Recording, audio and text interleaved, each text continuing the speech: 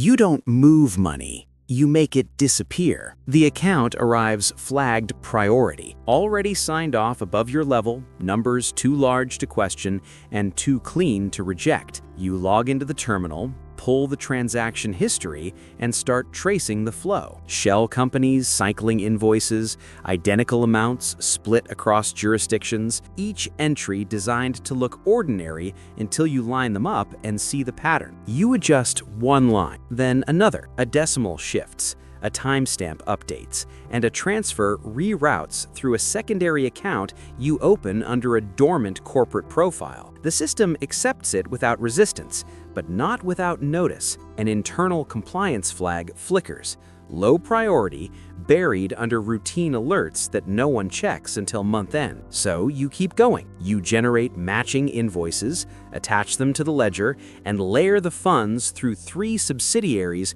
before pushing them offshore. Each step small enough to avoid thresholds, but precise enough to erase the origin. The bank records the balance. The audit trail looks intact, but something underneath it starts tightening, because now the pattern includes you. You stay late, longer than necessary, watching the logs settle, refreshing the screen to make sure nothing reappears, nothing reverses, nothing calls attention to the gap you just created. The system holds, and in that silence, you approve the next transfer, larger this time, routed faster, harder to trace. Level 1, the first adjustment. You manage high-value accounts in a branch that doesn't ask questions. Clients don't walk in here. They're introduced, pre-cleared, and already trusted before their money ever touches your desk. You sit behind layered systems, internal dashboards, compliance filters, transaction monitors, all designed to catch what shouldn't pass through. Most days, nothing unusual survives long enough to reach you. This one does. The transfer sits in review, marked irregular but not blocked, an amount broken into segments,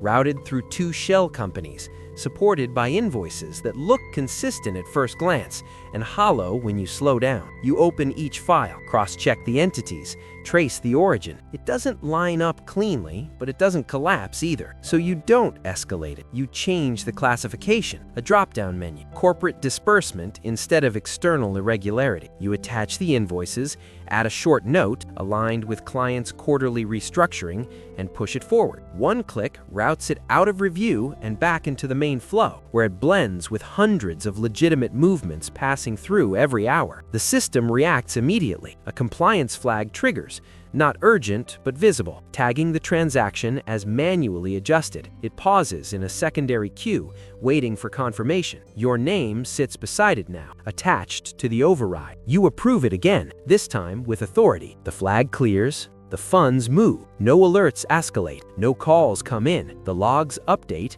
The trail reshapes itself, and the transaction becomes just another completed entry buried in a system too large to question every detail. But something remains, not in the transaction.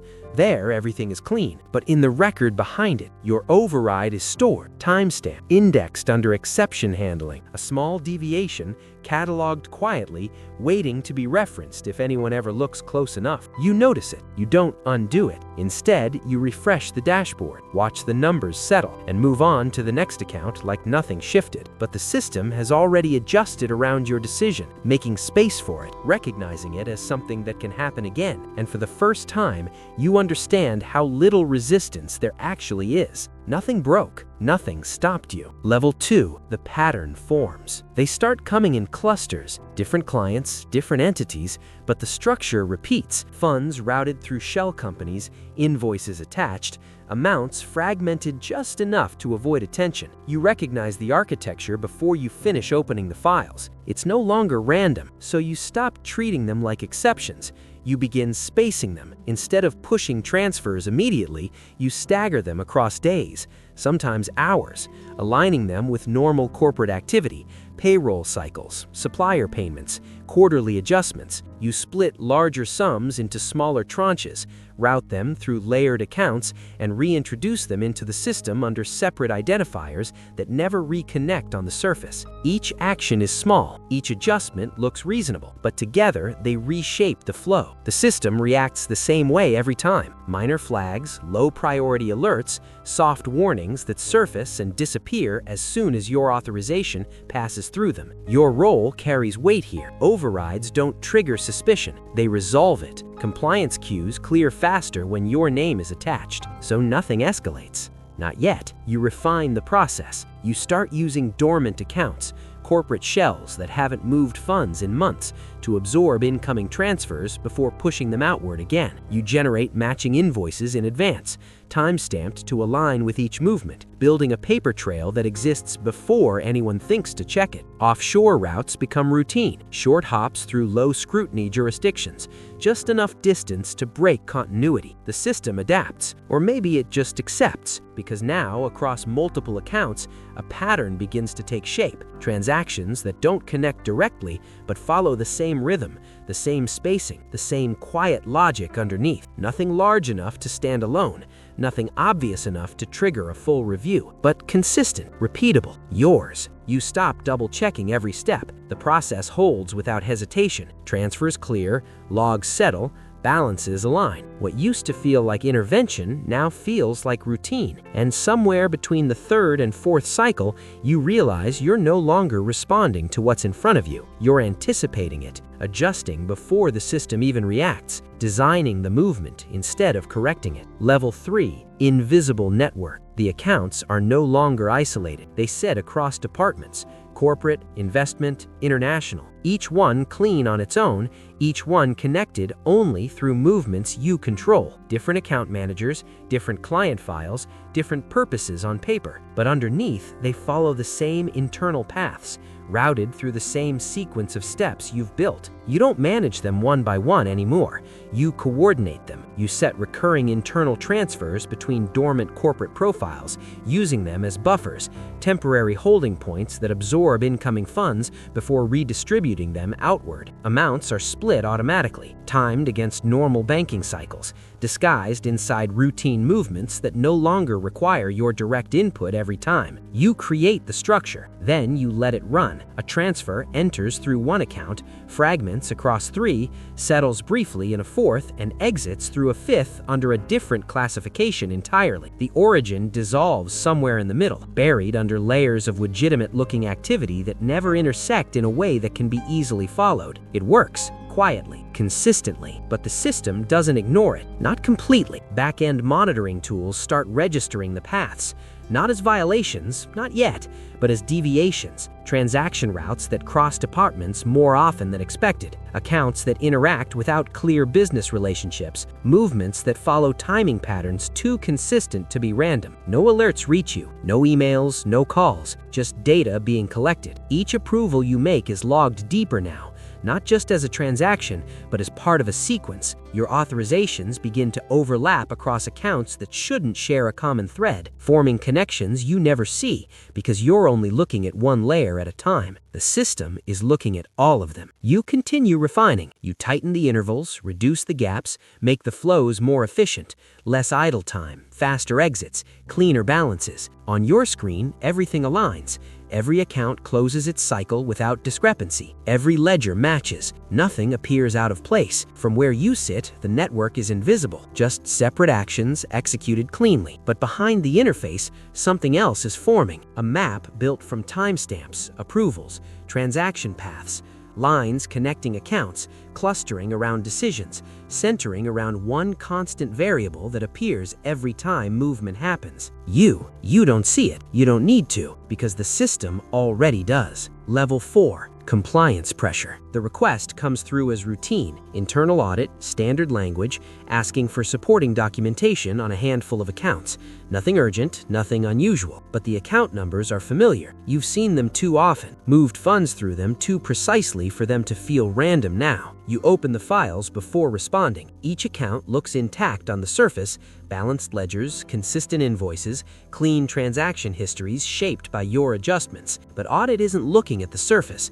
They're asking for justification, purpose, timing, relationships between entities that don't officially exist. So you build it. You draft explanations tied to corporate restructuring, delayed supplier payments, intercompany settlements. You attach invoices you've already used, adjust timestamps where needed, and add internal notes to the account histories, entries that appear routine but didn't exist until now. You backdate approvals, align them with transaction cycles, and reinforce the narrative that everything moved exactly as it should have. It holds.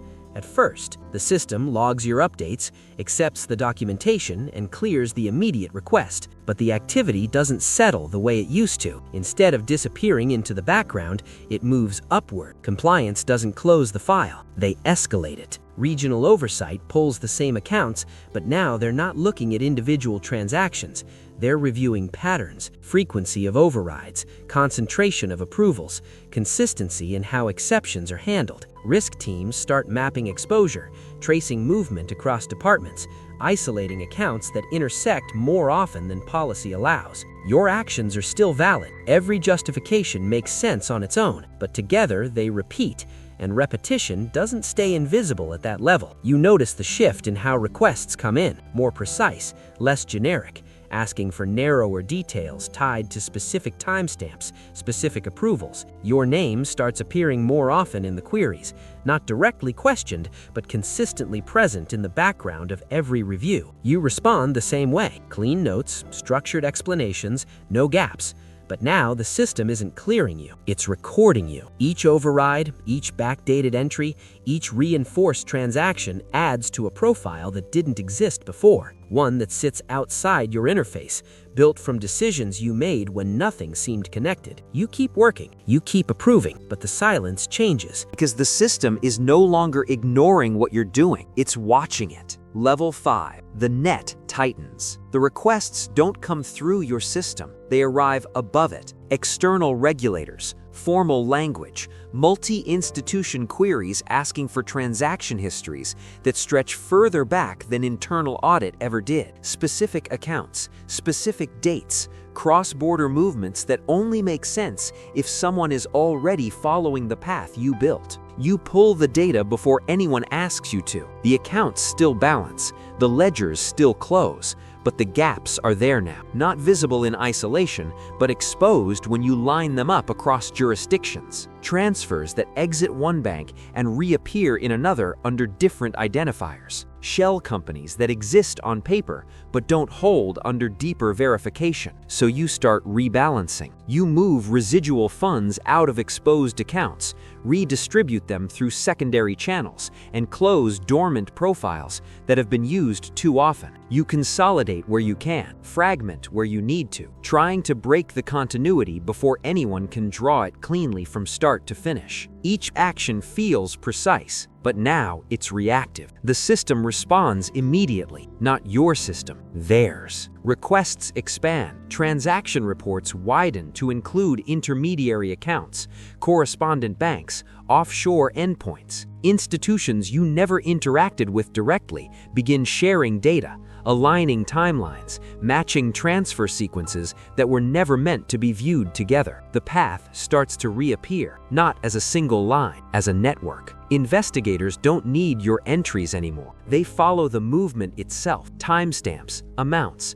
routing patterns that repeat just enough to be recognized when placed side by side. Jurisdictions that once acted as breaks in the chain now act as connectors, each one confirming the last. And the shells begin to fail. Companies that held funds temporarily can't justify their activity under scrutiny. Their records thin out. Their transactions loop back into accounts already flagged, exposing intersections you never saw because you never needed to look that far at once. Now, they do. You try to adjust again, but every movement you make sits on top of the previous ones, adding to a structure that no longer hides itself when viewed from the outside. What felt like separation starts collapsing into a single traceable pattern. You stop moving for a moment. Watch the accounts settle. Watch the requests continue to come in, broader, more detailed, already anticipating the next layer before you touch it. And that's when it becomes clear. Nothing about this is slow. It's deliberate. They're not searching, they're building. Level 6,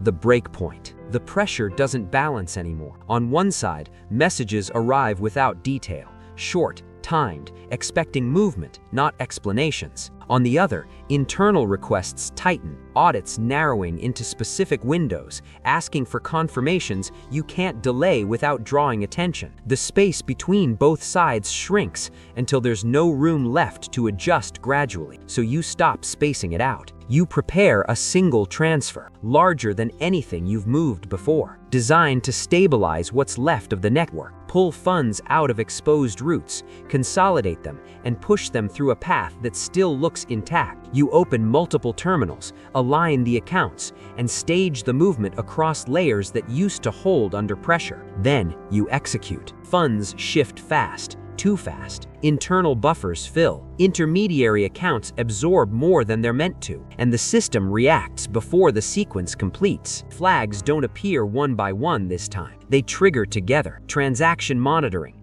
cross-border alerts, compliance thresholds, all activating at once across different layers you no longer control individually. You keep moving, override, confirm, reroute, but the sequence is no longer clean. A step skips. You bypass a required verification, one approval you would normally stage, now pushed through in real time to keep the flow from freezing mid-transfer. The system logs it immediately. No delay, no secondary queue. Your authorization hits the transaction without the usual buffer that used to hide it inside routine processing. It leaves a mark. Direct, unlayered. The transfer completes, but not the way it used to. The logs don't settle quietly. They update in real time, cross-referenced across systems that weren't synchronized before. Your action doesn't blend in, it stands out. You pause, hands still on the terminal, watching the entries lock into place. No silence follows, no delay. For the first time,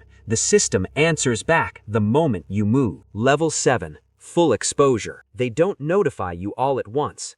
The shift happens in fragments, an access delay, a request rerouted, a terminal that takes longer than usual to load. Then the calls start coming in, not from clients, not from internal teams you know, but from compliance, from audit, from people who already have the information and are only confirming what they've already seen. You open the system, or try to. Some accounts load, others don't. Permissions flicker, restricted, read-only, pending review. You move to another terminal, another login, trying to regain control over the accounts you've been managing for months. You start explaining, short notes, clarifications, internal messages sent upward, attaching documents you've already built, reinforcing the same justifications that held before. It doesn't work now. The system responds without you. Access locks. Transaction capabilities disappear first. No transfers, no overrides, no routing between accounts. Then records begin sealing, logs archived, histories frozen, every entry preserved exactly as it was when the last action hit the system. You can still see it, but you can't touch it. Behind your screen, everything connects. Investigators don't follow your notes, they follow the data. Timestamps aligning across institutions, approvals linking accounts that were never meant to intersect, transaction paths rebuilding themselves without needing your input. Every layer you added becomes a reference point. Every adjustment becomes a marker. The network reappears, complete, not as fragments, as a single chain tied together by one constant, your authorization, repeated across every movement.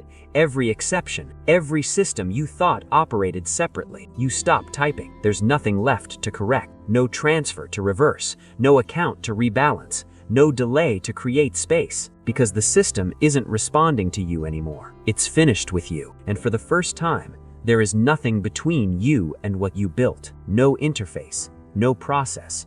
No system left to hide behind. The freeze happens without warning. Accounts lock mid-cycle. balances held in place as if time stops inside the system you built. Your terminal logs you out, access denied, doors that always opened stay closed, and the office floor shifts from routine silence to controlled movement. People you recognize avoiding eye contact, others you don't recognize stepping in with purpose. Your phone stops connecting, messages don't send, calls don't go through. Whatever sat between you and the outside, clients, contacts, instructions, is cut clean, like it was never there to begin with. The network you maintained dissolves the moment you can't reach it. Then it formalizes. Charges align with transactions. Reports convert into evidence. Every approval, every override, every adjustment you made is documented in a structure you don't control anymore. The accounts you managed become case exhibits.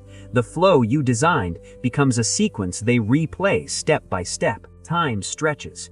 Days turn into months, then into something longer, marked by reviews, hearings, and documents that don't need your explanation because they already contain it. The system doesn't rush, it finishes. And somewhere along that process, your role disappears. No branch, no authority, no access, just a name attached to a file, indexed under activity you can't separate yourself from. Because in the end, the system you controlled doesn't collapse, it closes around you.